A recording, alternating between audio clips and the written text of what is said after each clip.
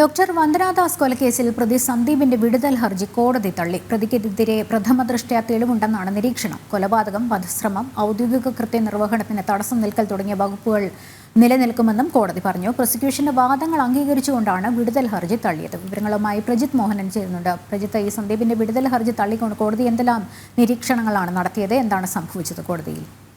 Lakshmi, May 8-ാം തീയതി പ്രതിയെ നേരിട്ട് കോടതിയിൽ ഹാജരാക്കിയപ്പോഴാണ് അഭിഭാഷകനായ പ്രതിക്ക് വേണ്ടി സന്ദീപിന് വേണ്ടി ഹാജരായ അഡ്വക്കേറ്റ് BA ആളൂർ ഈ കേസിൽ ഒരു വിടുതൽ ഹർജി സമർപ്പിച്ചത്. പ്രതിക്ക് ഈ കേസിൽ പ്രതിക്ക് കുറ്റം ചെയ്തിട്ടില്ല എന്നുള്ളതും ഈ മരണം സംഭവിക്കുന്നതിന് കാരണമായത് അവിടെ ഉണ്ടായിരുന്ന മറ്റ് ഡോക്ടർമാരുടെയൊക്കെ പ്രശ്നമായിരുന്നു, അല്ലെങ്കിൽ പ്രതിക്ക് ഈ വന്ദനയെ കൊലപ്പെടുത്തണമെന്ന ഉദ്ദേശമില്ലായിരുന്നു തുടങ്ങിയിട്ടുള്ള വാദങ്ങളൊക്കെയാണ് അവർ ഉയർത്തിയത്. പ്രതിക്ക് മാനസിക രോഗമടക്കമുണ്ടെന്നുള്ള കാര്യങ്ങളൊക്കെ ഉന്നയിച്ച് ആ രീതിയിലുള്ളൊരു വാദം കൊണ്ടുവരാനാണ് പ്രതിഭാഗം ശ്രമിച്ചത്. എന്നാൽ പ്രോസിക്യൂഷൻ കൃത്യമായി ഈ കേസിലെ സാക്ഷിമൊഴികളും തെളിവുകളും ഒക്കെ ഹാജരാക്കിയുള്ള വാദമാണ് ഉയർത്തിയത്. പ്രത്യേകിച്ച് പ്രതി പലതവണ പല ആൾക്കാരെ വീണ്ടും ആക്രമിച്ചത്, വന്ദനാദാസിനെ 6 തവണ വീണ്ടും കുത്തിയതെല്ലാം കൃത്യമായി കൊലപ്പെടുത്തണമെന്ന ഉദ്ദേശത്തോടു കൂടിയായിരുന്നു എന്നുള്ള കൃത്യമായ വാദം പ്രോസിക്യൂഷൻ ഉയർത്തി. അതോടൊപ്പം തന്നെയാണ് പ്രതിക്ക് മാനസിക രോഗമില്ല എന്നുള്ള കണ്ടെത്തലുകൾ, അതുമായി ബന്ധപ്പെട്ട് നേരത്തെ ഉണ്ടായിരുന്ന പരിശോധനാ റിപ്പോർട്ടുകൾ എന്നിവയെല്ലാം കോടതിയിൽ ഹാജരാക്കി. ഒപ്പം കോടതിയിൽ ഹാജരാക്കിയ തെളിവുകളുടെയും രേഖകളുടെയും അടിസ്ഥാനത്തിൽ കൃത്യമായ വാദം വേണമെന്നും പ്രോസിക്യൂഷൻ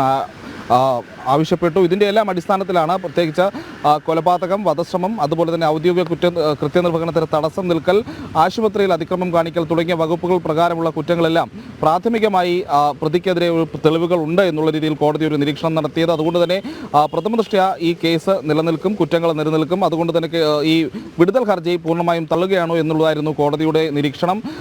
തുടർന്ന ദിവസങ്ങളിൽ പ്രത്യേകിച്ച് ജൂൺ 6-നാണ് ഇനി കേസിൽ പ്രതിയെ വീണ്ടും കോടതിയിൽ ഹാജരാക്കി കുറ്റപത്രം വായിച്ച് കേൾപ്പിക്കുന്നത്. അതിനുശേഷം സാക്ഷ്യവിസ്താരമടക്കമുള്ള വിചാരണ നടപടികളിലേക്കും കോടതി കടക്കും. ലക്ഷ്മി, പ്രജിത്ത് വിവരങ്ങൾ നൽകിയത്.